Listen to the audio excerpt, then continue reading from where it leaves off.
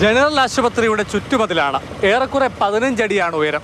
ആദ്യ പാതി എന്നുള്ളത് കോൺക്രീറ്റ് നിർമ്മിതിയാണ്. ശേഷിച്ച ഭാഗം സിമന്റ് കട്ട കൊണ്ട് നിർമ്മിച്ചിരിക്കുന്നു. രണ്ടാം ഭാഗമാണ് ഏത് നിമിഷവും നിലം പൊത്താറായ അവസ്ഥയിൽ നിൽക്കുന്നത്. ആശുപത്രി നവീകരണം തുടങ്ങിയതിനാൽ പ്രധാന വഴി അടച്ചിട്ട് മാസങ്ങൾ. ഇടവഴിയിലൂടെയാണ് അത്യാഹിത വിഭാഗത്തിലേക്കടക്കം പ്രവേശനം. ഈ പാതയോരത്തെ ചുറ്റുമതിലാണ് അത്യാസന്ന നിലയിലുള്ളത്.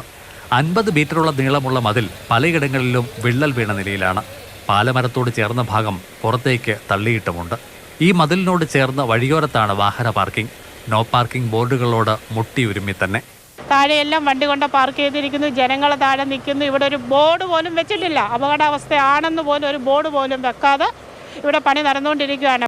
പുത്തൻ കെട്ടിട നിർമ്മാണത്തിന് മുന്നോടിയായി മണ്ണ് പരിശോധനയ്ക്ക് യന്ത്രമെത്തിക്കുന്നതിനായി കരാറുകാരൻ മതിലിന്റെ ഒരു ഭാഗം പൊളിച്ചു.